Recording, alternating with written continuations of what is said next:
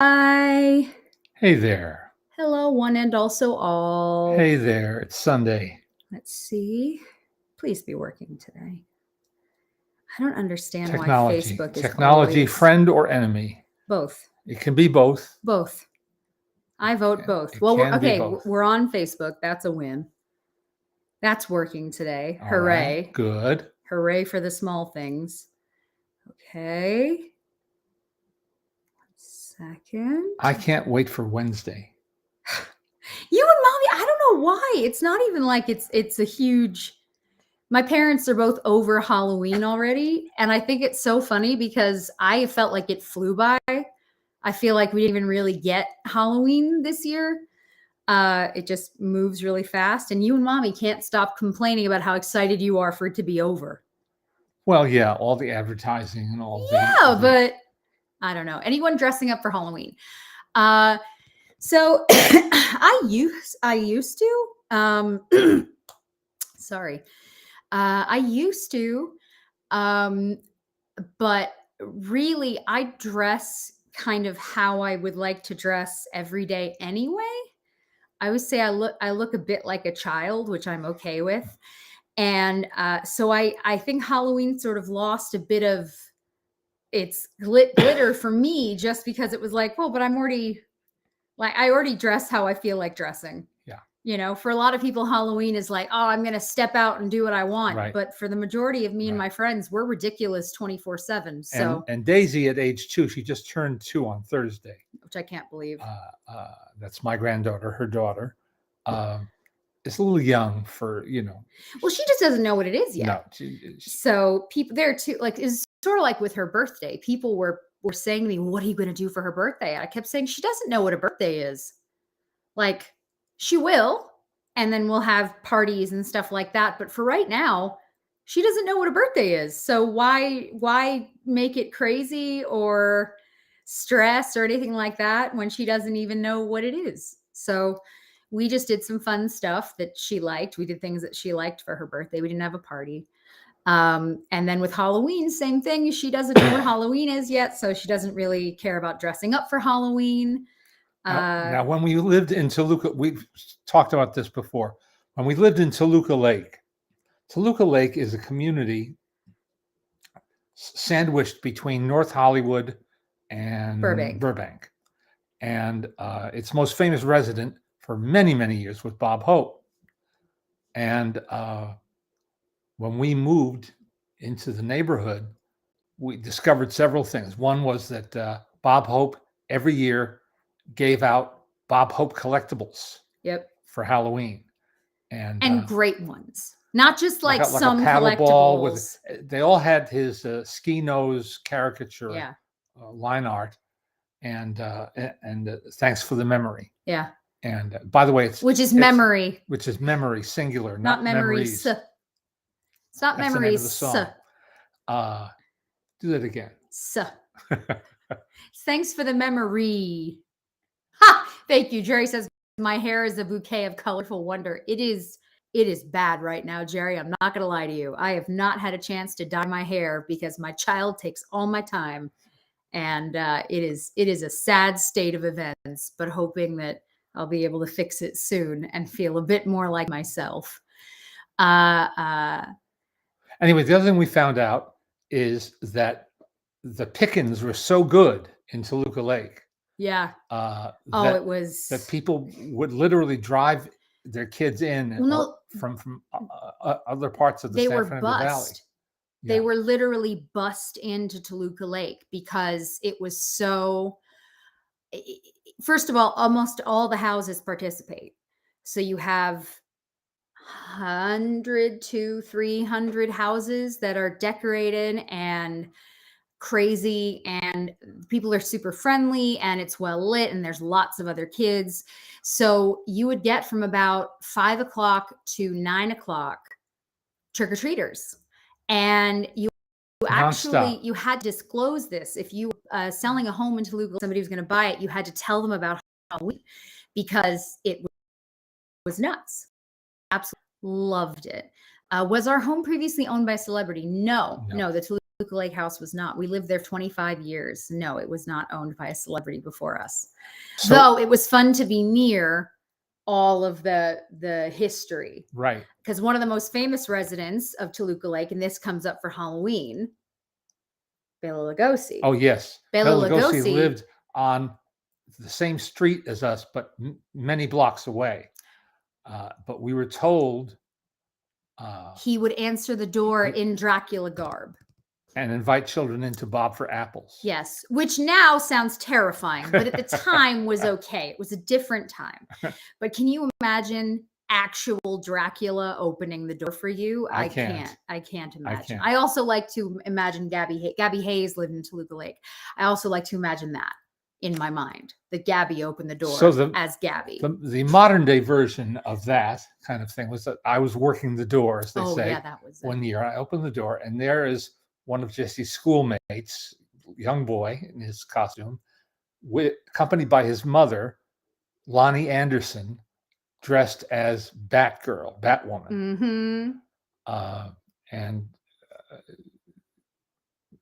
a form-fitting costume.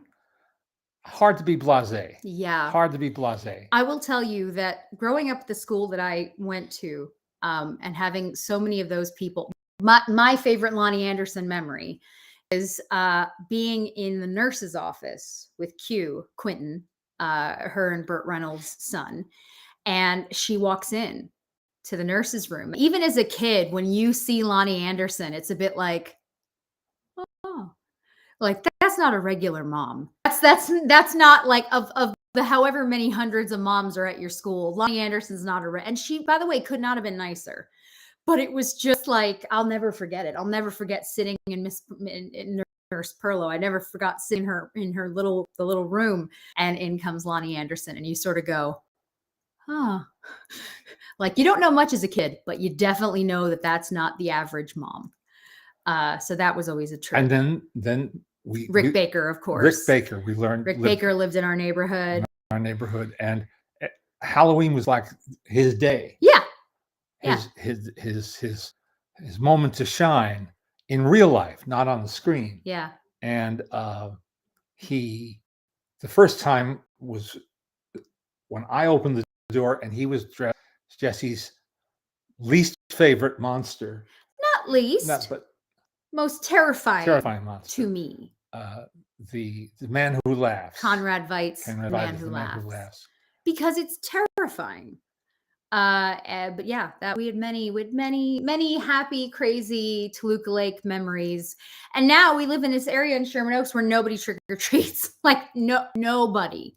The first year we lived here, we bought the ton of candy. No, we didn't. We asked some of the neighbors. Mm-hmm. You don't know this because you're not the one who has the candy every year. In Toluca Lake, you had to stock up. Yeah. You had to stock up. I'm talking about a couple $100. Yeah, like huge things of candy. And in this case, Mommy said, I wonder if we should get candy. And I went next door to one of the neighbors and I said, I'm just wondering, do you guys get a lot of trick-or-treaters? Because I also noticed that very few people decorated here.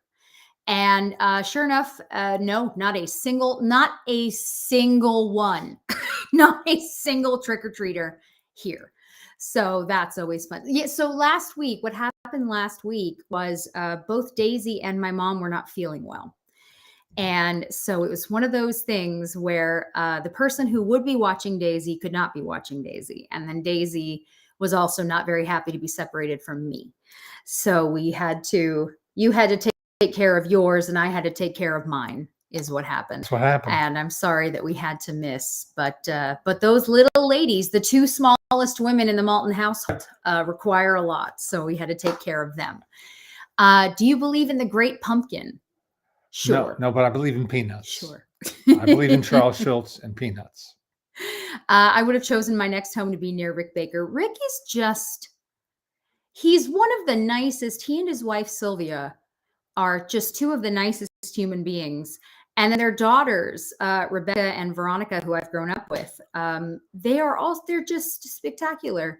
They're so kind and funny, and you would never know what Rick does because he just walks around like a person does. There's nothing about him that would tell you any of what he has accomplished. And it was always really fun, especially when I was younger and he would be nominated for Oscars and you're watching the ceremony and there he'd be.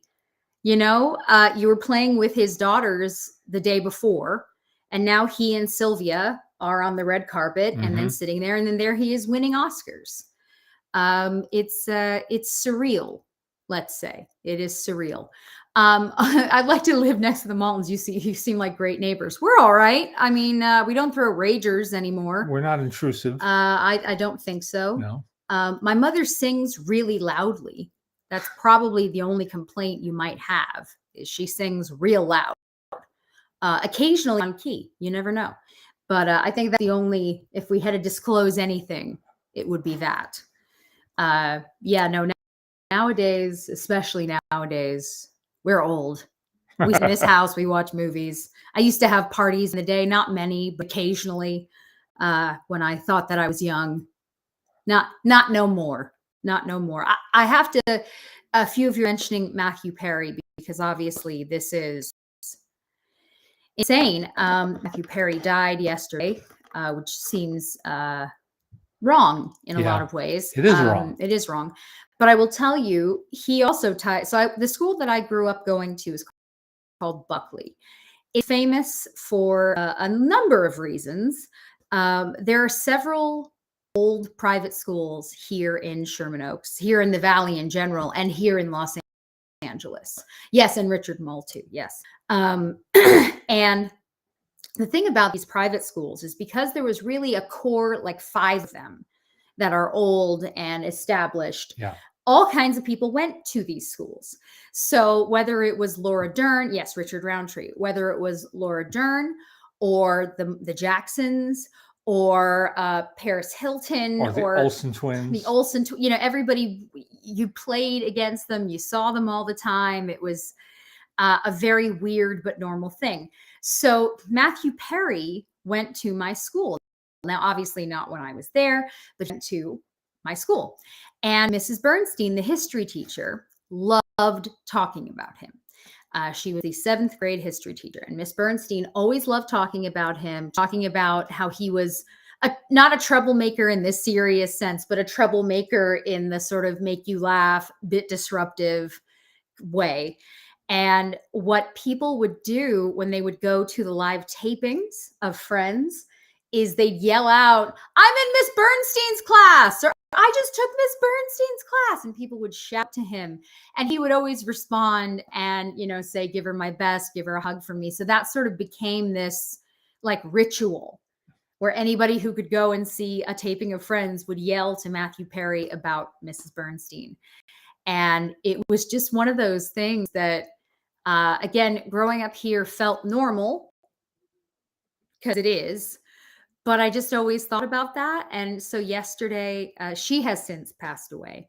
You know how there are those teachers who are old when you have them, and then you realize they were old before you, and then you realize they're still alive and they got to be really old now?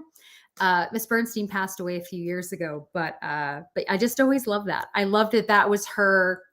She loved talking about him, and I guess they must have had a nice relationship. And yeah, just made me laugh. So that's the first thing I thought about, was all the kids who would go and sort of shout that to him, and that he was always nice.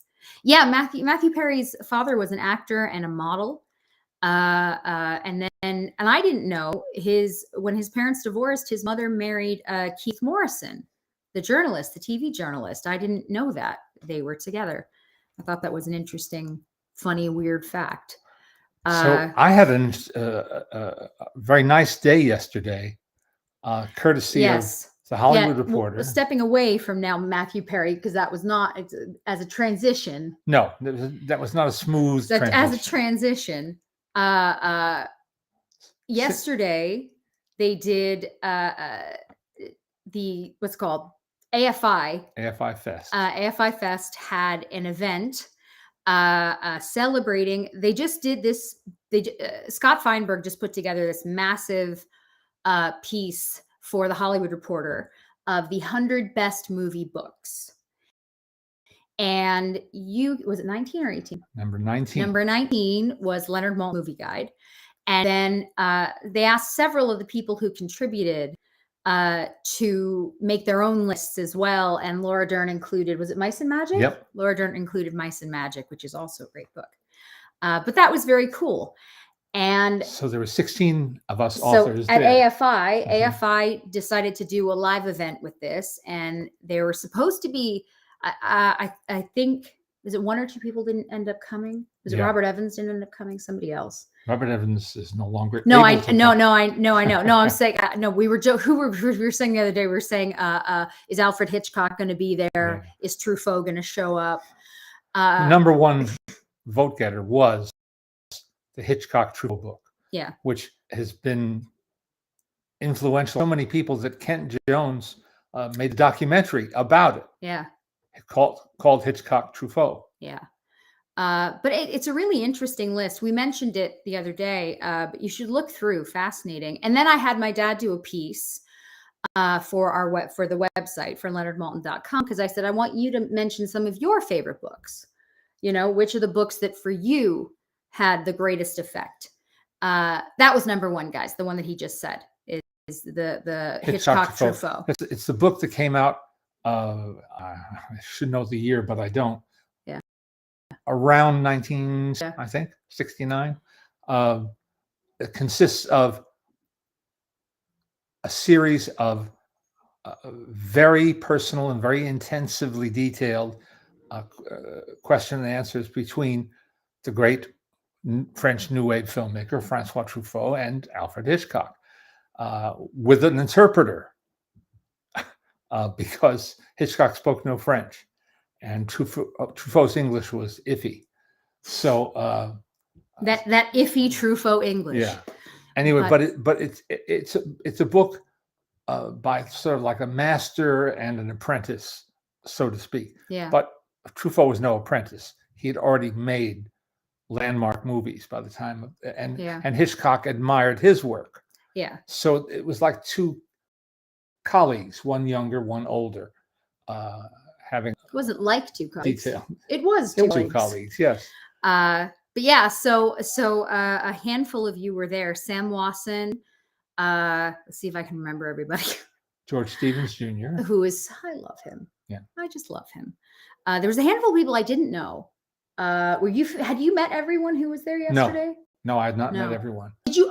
So we haven't actually seen each other. Mark Vieira says hello. Oh, good. He came home late, and I was already downstairs with Daisy, so I haven't actually gotten to ask you anything yet. Did you talk to Cameron Crowe?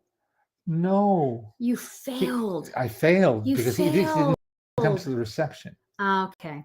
He was walking around the lobby when I was in the lobby, Daisy, and he was walking around, and I just didn't have the nerve to go over to him because I didn't want to bother him. He looked so happy. I love Cameron Crowe. I love him, and I really want to have him on our show. And he told a story about how he ultimately got Billy Wilder to sit for a series of interviews for that book, Conversations with Wilder. Yeah. It's a wonderful book. A. Scott Berg was there. I haven't seen him in a long time. He's a Pulitzer Prize winning biographer who did the official book on Samuel Goldwyn. We should have Mark Vieira on too. Sure. We should. Mark Vieira shot my senior photos. Fun fact. If you don't know who he is, look him up. He is a protege of the great George Hurrell. And the Running Press has just reissued Hurrell's Hollywood, Mark's book, which is a must-have. I think it's great to have on the coffee table because you can just thumb it and look at the wonderful photographs. But the text is important too because he knew Hurrell. He became like an apprentice to Hurrell. He was an apprentice, and he now shoots Hurrell-like photographs. Yeah. Knows how to light them, knows how to retouch them. He learned all of the retouching secrets. Is fascinating. It is quite literally blowing up the photo as big as you can and by hand going in like this. It is the most. Sometimes with a lead pencil. Just a tiny little. It was, So yeah, he when it came time for senior photos, I don't know if you suggested, was what somebody said, why don't you have Mark Vieira shoot your senior photos? I think he volunteered. And we said, yeah, all right. And if it weren't that I hate how I looked for all of school, I would probably have one of them hanging somewhere. But all things considered, it's not as bad as it could be. Eddie Muller was there. Oh, and we love Eddie. The Czar of Noir. We love Eddie. There's a handful of doubles. Well, no, one team, Kim Masters and her partner wrote the book about John Peters and Peter Guber taking over Sony. Yeah. I say doubles as Sam Wasson and Janine Basinger wrote books together, but Janine wasn't there. Our beloved Janine wasn't there. But a few people are asking about books that were not included, like Scott Iman's books were not included. I voted for him. I think it's fair to say that any of Scott Iman's books that you purchase are well worth your time and the best of the best at what they are. And I'm going to ask you to. Oh, was Ronan Farrow there? I didn't see if he was. Okay. No. Tomorrow is pub date for Scott's new book on Chaplin. Okay. I've written the review. Okay. So the ball is in your court. As soon as we're done, I will put it up on the internet. Okay. That's this new book, Charlie Chaplin versus America. Yeah. And it's a so there were more people who weren't there because Ronan was supposed to be there and a handful of others. And Carrie didn't make it. Oh, Carrie Beecham wasn't there either. Yeah. Okay. And the event still went that long. I had to leave. The event was supposed to be an hour. Then it was going to be an hour and a half. And then at the hour and a half mark, I said to one of the nice women outside, I said, how much longer do we have? She goes, well, they're only halfway through. And I said, cool, I'm going to take the baby away before she starts punching things. So we did not get to say. Speaking of Charlie, what's over your shoulder? Him? This guy? Little marionette. No, it's just a doll. I know, but you used to have him hanging, didn't you? No, that's the other one. That's the other one. Sorry. We have too many Charlies, is why.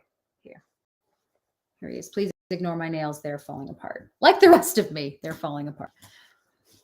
Hello. I have a wind-up tin Charlie Chaplin from the 20s. Yeah. Which is very nice. Careful, pal. You sitting? You okay? All right. We're all right. So yeah, there's always going to be more books than than make a list. But yeah, I say Scott Iman, buy any of Scott Iman's books. There's never a bad time. We interviewed him, I don't know if it was last year or the year before, because you two have known each other since we were teenagers. A real long time. Yeah. And sit up. And he's so smart and he really loves this. He fully dedicates himself. I mean, you'd have to for the size of the books that he publishes. They're a part of his life. And he has an Alice. He has a wife that's the other part of the team. Yep. And they couldn't function without them. I think it's safe to say. It's very safe to say that. Was Jerry Beck there? No, I didn't see Jerry yesterday. Was he there? No. I didn't see Jerry. I have several of Mark Vieira's books, but I still need to pick up his latest book on Warner Brothers. Yeah, he's so talented. He really is. He's a good writer too. Yeah. Become a very good writer. Do you like Frank Capra's autobiography? Yes, I do. And I lucky to have a personally subscribed copy. I met him when the book came out. They had a reception for him at the Museum of Modern Art in New York. Mm-hmm. And I was able to talk to him briefly and have him sign it. But the better story is that when I wanted to interview Barbara Stanwyck for Entertainment Tonight, for Frank Capra's birthday. That's what it was. Mr. Capra was turning 91. And my bosses, who were trying to suck up to Frank Capra III, I believe, who was a big shot at NBC News, they said, we want to do a tribute to Frank Capra, and Jimmy Stewart has agreed to host it, and you're going to write it. So I got to write I told this story before, but I'll tell it faster. I got to write for Jimmy Stewart, which mind-blowing experience in itself. But we want to get Barbara Stanwyck because Stanwyck loved Capra and vice versa. Well, Miss Stanwyck was taking, she was feeling bloated because she was taking. As who of us doesn't? What kind of steroids? Steroids for her back pain. And so she felt she didn't look her best. And but she did an audio track for us. So we went to her home in Truesdale Estates, and her assistant, her live-in assistant, said, the house had a fire last year. It didn't destroy the house, but it destroyed several rooms, and including her personally inscribed copy of Frank Capra's book. And she was heartbroken, losing all that memorabilia. So I called my friend Janine Basinger, who started the Wesleyan University archives with Frank Capra's papers. And that was the cornerstone. And he was still alive. He had a caregiver,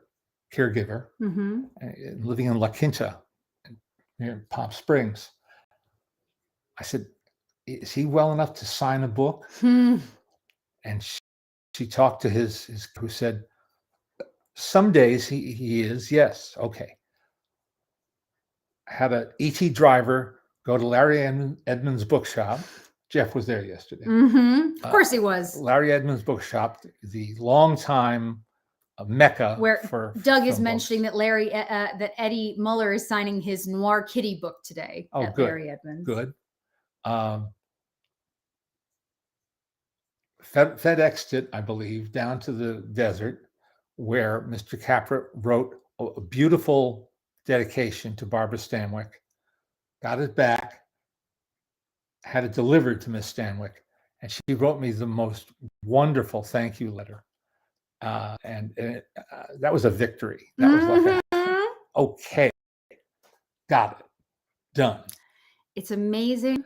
It's truly amazing when things can come together. Yes. Because you don't know when they will, but every now and then, you know. Now, Joe McBride has written a book called Frank Capra, The Catastrophe of Success, which is the story of Capra reinventing his life story in his autobiography, which is called The Name Above the Title. That's a fascinating book, too. Capra did reinvent his story for various reasons at various stages of his life. And it's incredibly compelling. Why men who had such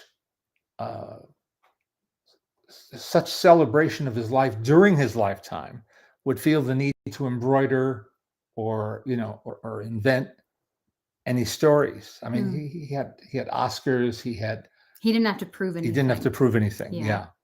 But when you're insecure about something, there's nothing you can do. There's nothing you can do. I mean, you can't tell somebody, don't be insecure. Yeah. I wish you could. I wish we could in general. Yeah. But you can't.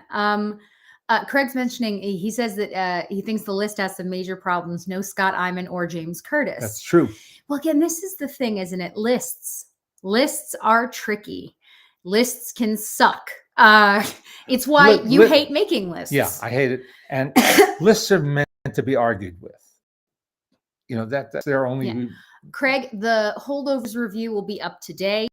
He absolutely loved the Holdovers. That will be up today. You did see the Persian version. You had to ask, but you haven't written a review for it yet. No. Is it out? Did it come out today? Yesterday? Did it come out? I don't remember anymore. Did it come out? Do we know? I'm not sure. We don't know. Either way, sure. The Holdovers review will be out. Alexander Payne's new film. He loved it. Loved it, loved it, loved it. Favorite film of the year so far. Which is not a surprise because we love Alexander Payne. Who came to my class Thursday night. Of course he did. So that was a red letter day. He makes a point. There are several people who do this. They make a point of being sure that when their new film comes out, they talk to the press people to ensure that they save a Thursday night during class so they can bring their movie down. And it is very kind Alexander's and done Alexander's that one since Election. That's Yeah. the first movie he brought. He brings to my every class film at to USC. class. And he was wonderful the other night. He was just Of course he wonderful. was. And I loved the film more the second time than the first. Yeah. I loved it right away, but Yeah. this was kind of clincher, seeing it again. I'm really looking forward to. I'm really looking. And then Friday night, I was invited to interview another of my favorite current filmmakers, Jeff Nichols, at AFI Fest, where I saw for the second time his terrific new film, The Bike Riders, which couldn't be more different from The Holdovers. No. It's. I was asking. My mom didn't like it. No, she didn't care for it. You had seen it before. Yep. My mom had not. Jeff Nichols asked if my dad would do the Q&A at AFI, which was such a lovely request. Mm-hmm. And you love him, so you said yes. So you watched it a second time. You enjoyed it again. I did. My mom did not. My mom didn't like it. And so I was asking her yesterday why. I said, what didn't you like about it? And she didn't like the code. She didn't like spending time with the bikers, is basically the problem. Yeah. Which is the movie. So she didn't like it. It's about a gang of motorcycle. It's a motorcycle gang. Yeah. It's a Midwestern motorcycle gang Yeah. in the mid-1960s. And this is based on a book, a photo and interview book that a guy whose name I don't recall right now published. Steve. Where he interviewed some of the participants, including the one female who was entrenched with these bikers because she lived with one of them, played by Austin Butler. Mm-hmm. In the film, and she's played by Jodie Comer. And Jeff told a story. I said, I don't think I admitted publicly that I wasn't really familiar with her work. I didn't see Killing Eve. Well, she's done. It's mostly most of it has been TV. Yeah. And if you do watch Jodie Comer, you know she's incredible. She is incredible. She is an absolute knockout of an actress. Jeff said that Francine Maisler, his casting director, very experienced casting director, said to him, just get her to say yes. Oh, yeah. No. Get her to say yes. If you are a filmmaker and you want to have, I genuinely believe she's one of the best actresses working today. I don't think that's a stretch to say that. She's incredible. Apparently, but mostly TV. So not so much on your radar. In the West End, she was doing a one-woman show. Yeah. For 45 minutes on stage. Yep. He said she just blew him away. Yeah. And she's great in the film. Of course she is. And as is Tom Hardy. Yeah. I have amnesia from film to film because he does change his look and manner. He becomes the character he's playing. Yeah. And here he's this is also, I was going to say, this is also where there are some actors who, to me, are very smart in that they really don't share a lot of their personal life. Right. And I think that helps keep that mystique. Yeah, lets you believe the character they're playing. Yeah. Without having to think about their real. Because Jodie Comer's accent, she's from Liverpool. She has a Scouse accent. You would never know. She's played every kind, whether it's Killing Eve, where she uses 18 different accents, or The Queen. I mean, she's amazing. But Tom Hardy similarly really does stay out of the limelight. Yeah. And so it's kind of like with Christian Bale. People didn't realize what his accent was like in real life. He's got a bit of a Welsh accent mixed with a bunch of other things now. But this is part of why I do think it's smart to keep yourself hidden a bit. Because then when you're watching him in this, you don't go, oh, that's Tom Hardy. He just broke up with so-and-so. They have a house in the hills that's for sale. That's, it keeps it up. It makes it easier, actually, to appreciate their performances. Yeah. If there's nothing cluttering your mind. Yeah. But anyway, so two favorite films of the year. Bike Riders and The Holdovers. This couldn't be more different. Yeah. Couldn't be more different. Yeah. Did you guys see the new trailer for the Albert Brooks HBO doc? I haven't shocked seen it yet. that there is one. I'm shocked. And I mean that genuinely. Albert, he's you want to talk about private. He is extremely private. Except that he does tweet. Yeah, no, I should say he likes to keep himself private. Yeah. But he has a lot of fun. But no, when I saw, I think we got a press release for that, and I was just shocked. Because it's called Defending My Life. Yeah. Yeah. And it's either hosted or I don't think it's made by, but Rob Reiner is involved. And they went to school together. They went to elementary school together. Just in the event that you did not know, we've talked about this, but it's been a while. Albert's family, his father and his brother, extremely talented people. His dad had, to me, one of the greatest show names, moniker has ever existed. Park Ya Carcass. Tell me there's a better name out there. Park Ya Carcass. Now, granted, if you're not a Yiddish person, that may not be as funny to you as it is to me. But my dad had a poster that was in our kitchen and now is here. This was in our kitchen my whole life.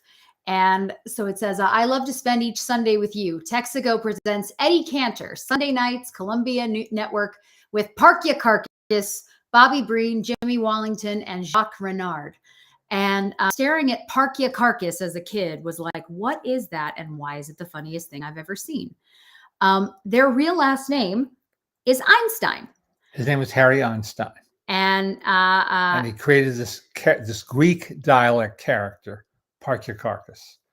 And I have to tell the story. In the late 50s, I think 1958 or so, the Friars Club, the infamous male only at the time, male only show business organization, had one of their famous roast dinners honoring Lucy and Desi. And Harry Einstein was chairman of the membership committee. He got up to speak. And not apparently, I've heard it. I've heard the recording. He was very, very funny that night. He, to use the term, he killed night. And when he sat down, Art Linkletter, who was the host of the evening, put his hand on Harry's shoulder and said, "Parky, that's the funniest you've ever been." And at that moment, Parky died. Harry Einstein died. As we like to say, up and died. Yeah. Had a massive heart attack and died. And the audience thought it was a joke. It was a gag of some sort, a routine. No. Is there a doctor in the house? Well, eventually they got a doctor there, but it was a dramatic event, needless to say, and a dramatic event for his sons. He had 3 sons. And Albert told me in more recent years that he grew up listening to transcription recordings of his dad's radio appearances. And he can do one of Parky's funniest bits, which is a patter routine about all the items on the menu. He had a radio show in the 40s called Meet Me at Parky's, where he played a stereotypical Greek diner owner. And I wish I could even imitate the imitation, but I can't.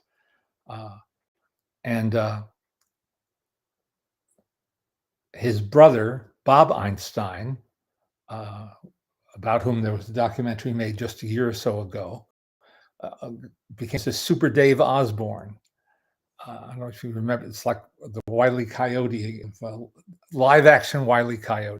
Full sight gags. But he was a comedy writer and performer. Extremely well known in that world. And did he pass away how long? It's not that long. Several years ago. Yeah. So he passed away. Yeah. So Albert, he comes from a hell of a history. And it's just kind of crazy to think about. He's the one, we have asked him to be on the show. He very politely declined. He does not like to do that kind of thing. I still hope that maybe one day he'll change his mind. I have to hope. It could happen. I have to hope because it's Albert Brooks. He's fantastic. Do we know where Brooks came from? I'm sure he's told the story, but I don't know. Hi, Maltons. When my kids were Daisy's age, they loved the Czech animation films with the little mole by Zednik, and I don't want to say that's wrong. Zdeněk Miller? I don't know. They're still popular in Europe. Are they also known in the USA? I'm not familiar, but there could be so many. Oh, Nick is saying Bob was in Curb Your Enthusiasm as Larry's brother. So part of how you have spent time with Albert is because one of your good friends who you've known for a million years is Bob Whitey, Robert Whitey, who helped create Curb Your Enthusiasm with Larry and directed the first season. Several seasons and won an Emmy. Mm-hmm. And still works with him now. Mm-hmm. And they go way back. So yeah, it all kind of comes together. Albert Brooks, who's his father. That's who we were just talking about. Is Parkia Carcass is Albert Brooks' father. Love those little mole shorts. Now, I'm not familiar. Are you? No, I don't know those. Apparently I should be. Yeah, that's great. Thank you for telling us, though. I love to look that kind of stuff up. Several of you were mentioning different books that you think should have been in the list. Oh, listen, there's so many. They also included Hollywood fiction. Yeah, which is strange to me. So Michael Tolkien, who wrote The Player, first as a book and then as a screenplay for Robert Altman, was there yesterday. And well, it's an authentic book about Hollywood. Yeah. You know, as the quintessential Hollywood novel. Yeah. Written by Bud Schulberg, What Makes Sammy Run, was a quintessential Hollywood book. So some people were annoyed by that. They thought sort of muddied the waters. I don't think so. Would you know? Oh, okay. So I have asked my dad this question. Would you know what was the first film to show the credits at the end of a film, as opposed to it being shown in the beginning during the Hollywood Golden Age? Well, so I asked you this. I said, what was the first film that had credits, like the long form of credits? Yeah. And you weren't sure. I'm sure we can Google it. But yeah, something that came up. Well, oddly, Republic Pictures believed in doing that. So if you watch any of the Republic serials, as I do, Captain Marvel or Daredevil's The Red Circle, or any of Zorro's Fighting Legion, any of those, or an old Roy Rogers or Gene Autry Republic Western, all the credits are at the end. But they're brief, because in those days they didn't allow many people screen credit. Sometimes at the big studios, it would be the head of the department. MGM would have you believe that Douglas Shearer, Norma Shearer's brother, recorded every MGM film. Well, no, he was the head of the recording department, and the guy under him, or the guys under him, almost got screen notice. It's tricky. No, I always think about that because I wonder when the shift happened, especially now that you have credits that are like the longest thing. Right. You know, I mean, I remember when the Harry Potter's came out and they talked about how the credits were 7 or 8 minutes long, and what they did with them. And it's sort of, it is crazy, the difference, where when you watch an older film, you know, there's 1 card, 2 cards, and then here's your movie. Yep. Or the other way around, which is the movie ends and it's a card, and that's the end. You know, I love that. We actually have over our TV behind us here, great, it says The End, and it's a Metro-Goldwyn-Mayer. It's a glass painting. You've heard of matte paintings. Well, a lot of those were painted on glass.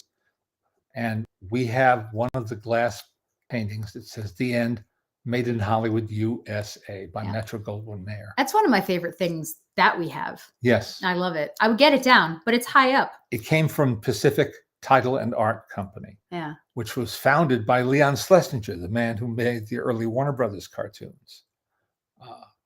You didn't ask for that information, but I just now you have it. Shared it anyway. What's your opinion about theaters putting an intermission in Scorsese's film? Oh, this has been a whole conversation. Oh, yeah. Look, I understand. It's tough to sit there for 3 hours and 26 minutes. All the more so because the film, as it goes on, becomes more somber and more appalling. And what you're watching is a parade of misdeeds and foul behavior, humanity at its worst. And I don't know if that makes it seem longer, but it's both literally and figuratively uncomfortable at the 3-hour mark. Yeah.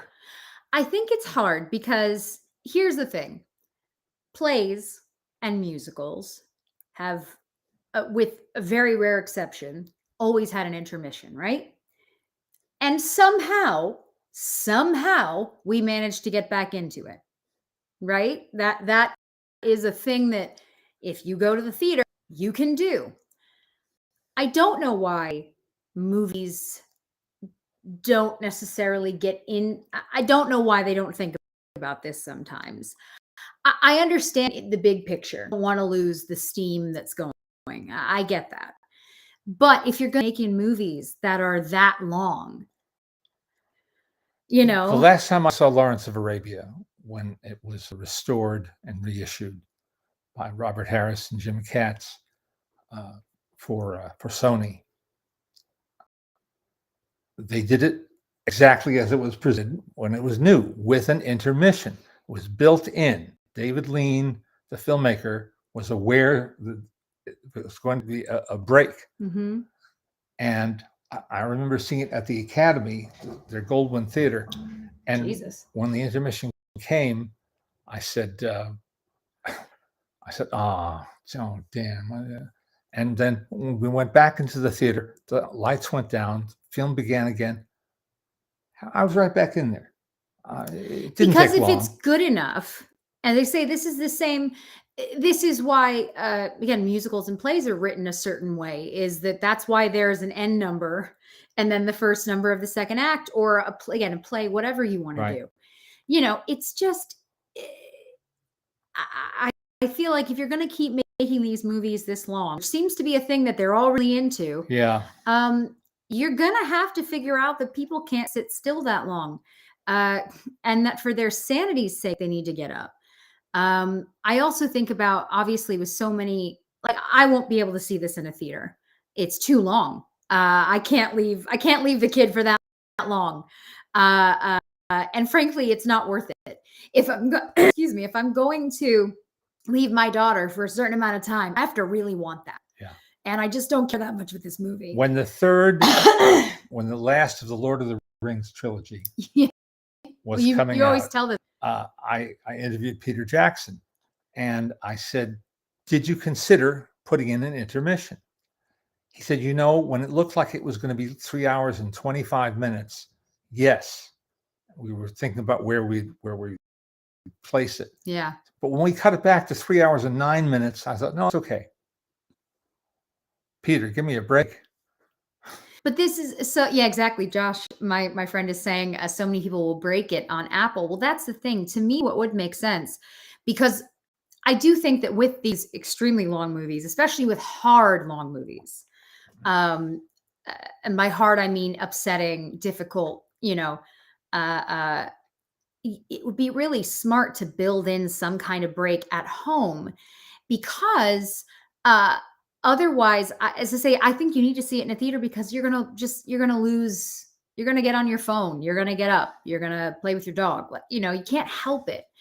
And so if you're going to send these 3.5-hour movies home, maybe figure it out and tell people, hey, here's a good stopping point, and continue later. The theater owners certainly would sell more popcorn. Well, that's and soda. The thing. I mean, look, having been to so many film festivals in my life, and so many film events, I have a pretty keen sense at this point of when people are done with something, and when you can sort of start to feel the shift. It's similar to almost anything. You can get a vibe from the crowd. And I just always feel like, again, first of all, if you're going to keep making movies over 3 hours, which no one needs these movies to be over 3 hours. 2 used to be solid. 2.5 was pushing it. 2.5, we were going, oh man, 2.5. Now you're hitting 3 like it's easy. If you're going to do this, to plan, especially because you know that these movies are going to be streaming. It's a very different time now. You know that your film is going to be streaming. Well, if you have a 3.5-hour depressing movie, maybe find a point to say here, if you wanted to take a quick break, or if you can't watch the whole thing at once, like say, I don't know how I would watch the whole thing, whether it's in a theater or at home with Daisy. I have no idea how. But that's it. It's like, just find a good point and say, cool, here we're gonna cut here. Otherwise, I don't know. I feel like you're setting yourself up for failure. I don't know. Larry Smith is saying, I agree with you, Larry. Yeah. It was the 1970s when they started adding more credits. Extending credits. Yeah.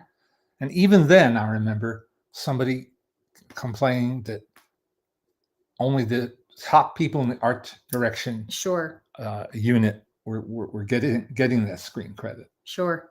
Now the drivers, the caterers. Yeah. I don't think anybody's left out. No, I love when they say production babies, or sometimes they'll do production animals as well, like who had puppies and whatnot. Yeah. I mean, that's where we're getting to. We're getting to the point where people are going, well, here's the babies that were born. Here are the prairie dogs that were born. It's rough. It is at a point where it is rough. Yeah, exactly. I like those Marx Brothers and Laurel and Hardy features that have 65 to 75-minute running times. Gotta love it. And you know what? They play beautifully. Yep. They play beautifully. And that's the thing, is it'd be one thing if you watch those now and you go, gosh, that should be longer. But you don't. You watch them and you say, this is perfect. I love this length. It doesn't make a whole lot of sense to me. So you like the Persian version? Yeah, I did. You showed it in class. The kids seemed to like it. By the way, my students didn't seem to have any problem with the length of Killers of the They showed Killers of the Flower Moon last week, which means they had their discussion about it this week. And I was really interested. I've told you guys before, but bye, Jerry. I hope you feel better. Jerry is sick and he's going back to bed. Goodbye, Jerry. I am fascinated because you've got 300-something kids ranging in age, and you ask, how many people like the movie? How many people didn't like the movie? How many people so? And seeing those hands, I just think it's fascinating, because you really don't know. No. And then what they're going to say about it. I liked it, or I didn't like it, but. And you were saying that in general, the kids liked the movie. Yeah. Overall. Overall. And they had interesting things to say. Yeah. But they involve spoilers. So I can't really discuss it fully. The only thing that seems to be the universal, and it doesn't share anything you can't know, is a number of people have talked about how they feel like because it was a white filmmaker, they felt that in some ways Scorsese made Leonardo DiCaprio's character more likable, which is interesting because it's also just sort of what you would have to do for a film. This is the difference of movies. If you hate everyone on screen, you're not going to watch a movie, certainly not a 3.5-hour movie. You do have to soften certain aspects so people will want to watch. The man who wrote the movie with Marty Scorsese, Eric Roth, was my guest for our screening. He's a fascinating man. And yes, and very self-effacing. He's not a shrinking violet. But he said, because one of my students asked him why it wasn't centered more on Molly, the female character played beautifully by Lily Gladstone. He said, well, because people go to see a Leonardo DiCaprio movie because he's in it. He got the movie made. Yeah. He is the reason, Scorsese's not chopped liver. No. But DiCaprio means money at the box office. Yeah. De Niro adds money at the box office. Lily Gladstone does not. Yet. She has a bright future. Yeah. I'm sure. It's the business part. Yeah. And again, that is Pardon me, that is where it gets tricky. And he is nothing if not pragmatic, having worked in the business for decades now. Yeah. Well, we know, I mean, for what movies cost nowadays, for everything that it takes to make a movie, things have to happen. And, you know, it's not that people like your movie. They have to spend money to see your movie. Yep. And it has to break a certain number at the box office for it to be considered a success. Mm-hmm. It's all, there's so much to it now. You know, you haven't seen Naiad yet, right? No. Kevin Maynard is asking if you've seen Naiad or The Holdovers. Obviously, you already said Holdovers is one of your favorites. I'm just looking through some questions. Doug Cowles is asking, it's an off-topic question. Where does Daisy get her red hair? My daughter is a strawberry blonde, a little bit redhead, a little bit strawberry. Not sure where it's going to land. I'm going to blame my husband. He's English and he gets a ginger beard. So I'm going to blame the red hair on him. I love her hair so much. I have dark blonde hair. My husband has sort of brownish dark blonde hair. So we knew it was either going to be blonde or red. And I love her. Happy Halloween, Leonard and Jesse. My favorite comfort movie. I asked you guys what your favorite comfort movies were. It's actually a miniseries, Shaka Zulu. I don't know if either of you have seen this one, but I'm delighted that Joshua Sinclair and William C. Fowler, am I saying that right? Saw fit to write and respectively direct it. Interesting. Has Daisy gone to Disneyland yet? Not yet. Hopefully in November. So excited to hear Leonard on a Very Good Year podcast. Oh, great. I was happy to find out that I have seen all of his favorite 1935 movies, which is great. You just did this podcast, and it's a really wonderful show. With Jason Bailey. Jason Bailey is a lovely guy. He's so smart, so nice. And you get to choose, it's called A Very Good Year, and you get to choose a year and pick your favorite movies from it. And I chose 1935. Because why not? So many great movies. And you had a blast with him. I had a good time. And you can listen to that, I think, anywhere podcasts exist. One second. The Net. Someone said The Net with Sandra Bullock. I don't know if that's one of my comfort movies, but I understand what you're saying.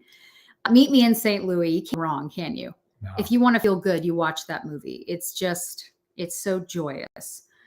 And they have a 3-generation household. As we do. Mm-hmm.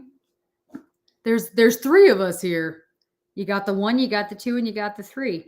That is part of what is funny is everywhere you're going, people ask you about Daisy now. Because people are just accustomed to us existing as a family unit. And now there's the smaller, the Smaltin, again, as we call her. I really enjoyed Leonard's article back in March about Robert Donat as my favorite comfort movie is 1934's The Count of Monte Cristo. Mm-hmm. Do you have any other favorite costume/adventure dramas that you'd recommend along those lines? Well, if you haven't seen The Black Swan with Tyrone Power, that's awfully good. Wonderful Alfred Newman score. Beautiful looking movie. Only one that comes to mind. Yeah.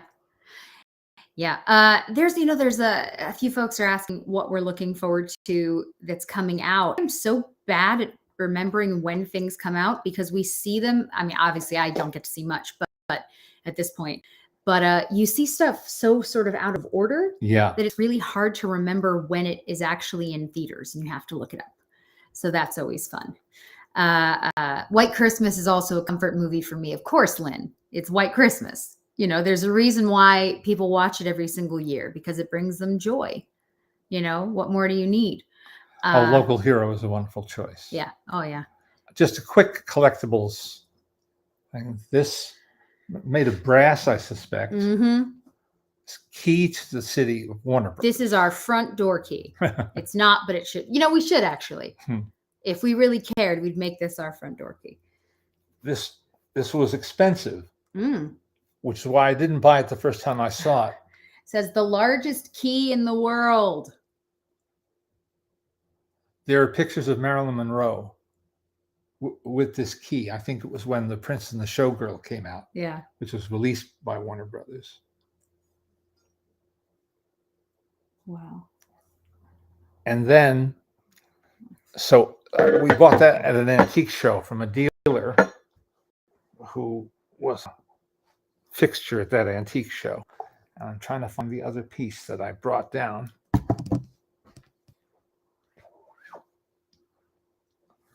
Pardon me while I'm going to be off camera for a second.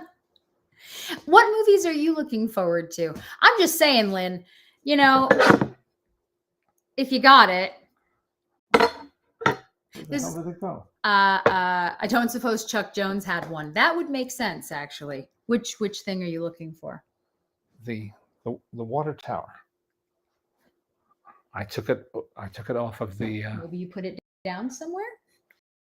Yeah. I also love a water tower. Not many people can say that. I put down a water tower. Now I don't know where it is. Well, show off your book, and then next week we can show your water tower. Okay. This just arrived. Cliff Nesteroff, who Judd Apatow calls the Doris Kearns Goodwin of comedy. He has become the chronicler of comedy and show business history. A good guy, Cliff Nesteroff. This is a new book, Outrageous, a history of showbiz and the culture wars. I just prefaced, this is going to be a good read. I just know it is. And I'm still not going to. I don't see it. I think you may put it down somewhere, because unless you're sitting on it, which I doubt, would take some work to sit on that by accident. Yep. You would know. I'd hope you would know, at least, if you were sitting on a water tower. Exactly. The Animaniacs stole it. That's precisely correct. Well put. Well thought. Yeah. Oh, there it is. Okay. Is it behind? Here. Yeah. All right. So in 1990, Warner Brothers had, Hollywood loves anniversaries, even if they're bogus anniversaries. Yeah. I don't remember why they had this dinner and celebration in 1990. That's hefty. But these were at every place setting. It's a heavy little guy. I'll tell you that. And I did not get invited to that event. And when I saw that they'd given these out, I started to hunger for it. And I found it on eBay. When in doubt. I found one on eBay. I'm telling you, I don't know if you guys had this, but when eBay first became a thing that existed, it was bad. If there had been an eBay Anonymous. It was bad. No disrespect to 12-step programs. If there'd been an eBay Anonymous, I would have needed it. Well, just because all of a sudden, normally you have to hunt and hunt and hunt and hunt. Yep. Suddenly it would just appear at your doorstep. Yeah, that was a wild time. That was a wild time. You were so excited. It's still fun to find things, obviously. Yeah. But yeah, when that first existed, Paramount said, I love all the logos and trademarks of the studios.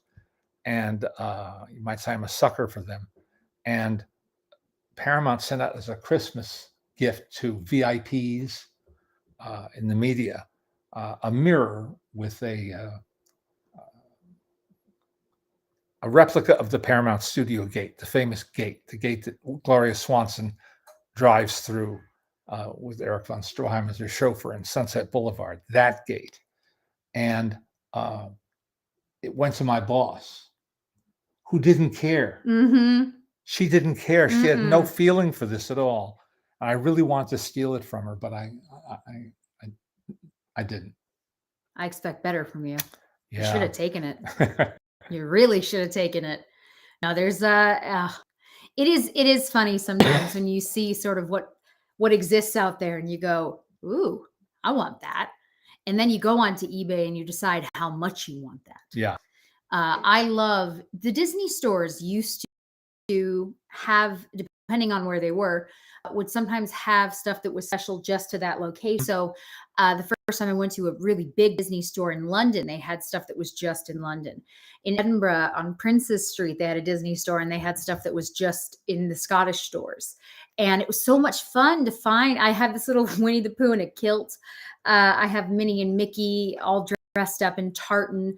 I love that. I loved going and doing that. I thought that was so much fun. I found a Mickey and Minnie dressed as the king and the queen at the London store. Beefeater Mickey. Yeah. Oh, I found all kinds of great ones over the years. And then they decided, hey, people don't want stuff that's unique. They want the same thing they can get everywhere all the time. And now all the stores are closed. Are we shocked? And it was to me, such a loss. But every now and then I'll go online and I'll look something up just to see. And it's like, oh, I really want that. And then you look at the price and you think, I don't think I want it that much, but maybe I do. Yeah. Oh, I know. No, the Disney Gallery store in Main Place Mall was amazing. They used to have so much good stuff. It's gone now, but I enjoyed it. Well, yeah. they've done this Oswald stuff for Oswald the Lucky Rabbit, of all things. Well, I mean, Oswald must be successful because look at what they did with California Adventure. Yeah. You know, he must be a character that people are recognizing now for that. No, we can't even blame Chapek. This has been like this. The stores have stopped doing their own thing years ago. And as I say, it's just a shame. Because again, part of what was fun, just like anywhere, you know, when you travel and you want to get a souvenir of some kind, right? You don't just want like a Leaning Tower of Pisa. You want something that you're going to remember and, oh, I was there and this happened.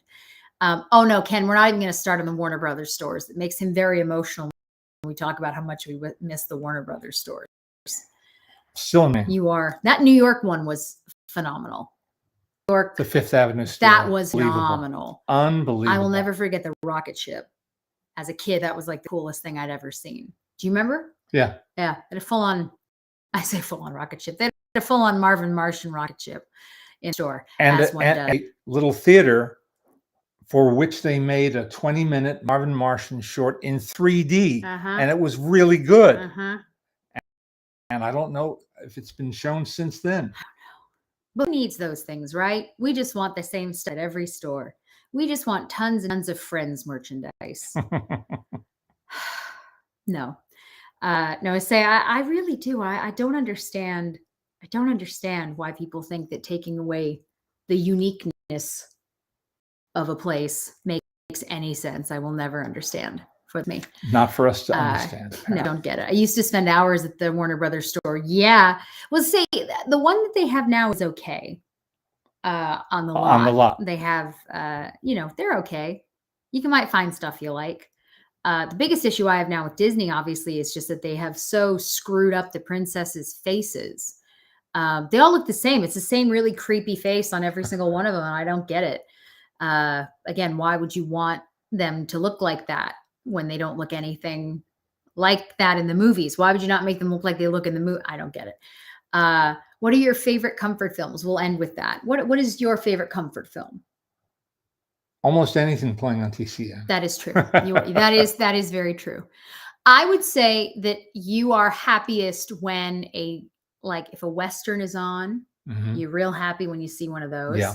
I do know that if for some reason you're watching, I don't know if it's necessarily movies so much, because what pops into my head is you love watching Looney Tunes. You love watching those kind, like anything of that time. We all love watching Betty Boop here. What else? I mean, yeah, anything.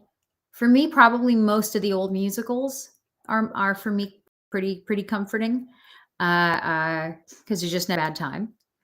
Casablanca, Rio Bravo, sure, yeah. Now I feel like the comfort movies are the ones you put on and just sort of go, everything's okay now. Yesterday afternoon, Dave Carter introduced The Oklahoman, 1955, 56 with Joel McCrea, and an undistinguished Western. And I was happy. It was, I recognized the supporting cast players. Yeah. And I just felt comfortable. Yeah. I would also say I'm very much a music person. And if I get into the car and I put on, like the cast album of Carousel, or the Broadway version of Carousel or Gypsy, that makes me pretty happy. I think that's sort of it's my mom and I listen to for in the car together. We put on show tunes, obviously.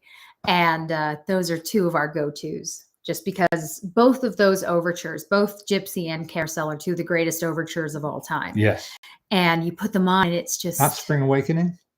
Listen, I like Spring Awakening. I'm not trying to knock Spring Awakening. But we're can't compare these things. No. Cannot compare these things. But no, you put that stuff on and it just makes you happy. It really does. It just makes you happy. There's nothing. And again, a lot of this has to do with when you saw something, when you first heard it, when you saw it. Obviously when I'm starting to show Daisy musical numbers from shows, she doesn't really know what it is, but it's just fun. And of course, as you guys know, my favorite movie is Seven Brides for Seven Brothers. You put some of that on, it just can't be bad. What could be bad? We're going to be interviewing our pal Tony Anselmo, the voice of Donald Duck, next week, because he hasn't done our show before, which I can't believe, but it's truth. I told him how funny it is to me that we now have him on every single day because he's obsessed with Mickey and Minnie. And so we watch Mickey Mouse Clubhouse every day. So there's something kind of wild about that. Sorry, well, can I get some advice for an aspiring film critic / podcaster / writer? What kind of advice? Read everything you can. Watch everything you can. And watch everything you can. You have to build up a knowledge, a foundational knowledge of films, so that you'll know if a film is copying another movie, or if it's echoing another movie, or if the subject's been treated before. You have to have a basis for your opinion. Yeah, that. I'm laughing because my parents' room is directly above our head here, and I can just hear Daisy running back and forth. I think that the best thing you can do is be honest, be consistent, and most importantly, truly most importantly, understand the difference between being funny / sarcastic and just being rude. A lot of people do not seem to understand the difference between sassiness or silliness and just being unpleasant. People don't find it cute. So I think that the more sort of just honest you can be, the more you come across as just sort of genuine, the better it will go for you, I think. Yeah. With that, we will go back up to our ladies upstairs. Thank you guys, as always, for joining us. We really appreciate it. It's nice to know there are people out there. Yeah, that's you. You're people, and you're out there. Would you like to say your line? Be kind. There you go. Bye, everybody.